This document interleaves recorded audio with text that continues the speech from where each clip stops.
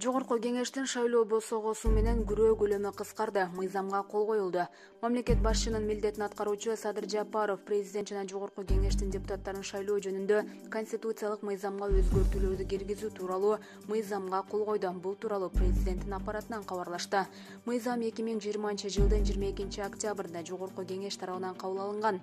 Кабыл алынган мыйзам элдин кызыкчылыктарын билдирген саясий күчтөрдүн парламенттеги өкүлчүлүгүн кеңейтүү үчүн укуктук шарттарды түзүү максатында иштелип чыккан. Аталган мыйзам менен киргизилип жаткан өзгөртүүлөргө ылайык төмөнкүлөр каралган. Өлкө аймагында толугу менен экинчи форма аркылуу арыз берүү жокко чыгарылды. Кыргызстандын чегинен тышкары жашаган жана жүргөн шайлоочулар гана экинчи форма менен арыз берүүгө укуктуу.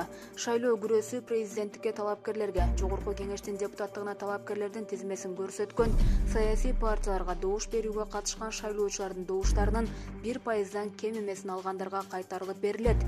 Мурун бул көрсөткүч 5%дан кем эмес болчу. Шайлоо күрөөсү 5 миллион сомдон 1 миллион сомго түшүрүлгөн. Шайлоо босогосу 7%дан 3%га түшүрүлгөн. Мыйзам расмий жарыяланган күндөн тартып күчүнө кирет. Булак Спутник KG. БШК президенттик шайлоого катышуу тууралуу арыз бергендер 15ке жетти. Кыргызстанда мөөнөтүнөн мурда президенттик шайлоого катышуу үчүн Борбордук шайлоо комиссиясына кайрылгандардын саны 15 адам болду. 11 ноябрда Конституциялык палатанын мурдагы судьясы Клара Сооронкуловадан тышкары дагы 2 жаран Альфа Телеком ишканасынын кызматкери Азамат Эсенбеков жана Чехиядагы Нью-Йорк университетинин студенти Аймен Касенов кайрылышты.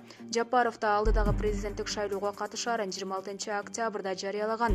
Бирок БШКга арыз бере элек. Буга чейин президенттикке талапкер болуш үчүн Адахан Мадумаров, Арстанбек Абдылдаев, Назарбек Нышанов, Кубан Чороев, Бектур Асанов, Бакыт Бакетаев, Канатбек Исаев, Абдыкар Сыдыков, Сазыкбай Турдумалиев, Нурлан Мотуев, Рашид Тагаев жана Жеңишбек Байкуттиев БШКга расмий арыз тапшырышкан. Шайлоого катышаарын саясатчы Садык Шернияз да билдирген. Талапкер болууну каалагандардын арыз 15 ноябрга чейин кабыл алынат. Булак Азаттык. Атамбаев соттон тарапташтарын бошотуп, өзүн абакта калтырууну өтүндү.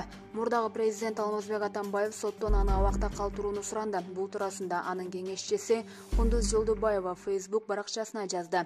Эске салсак, бүгүн 1-Май райондук сотунда Кой Таш окуясы боюнча айыпталуучулардын баш коргоо чарасы каралып жатат. Сотко бир өтүнүшүм бар. Мени абакта калтырыңыз. Ансыз деле мени 11 жылга колонияга кесишти. Бирок мага карата бир дагы көрсөтмө жок. Баарын убакыт далилдейт.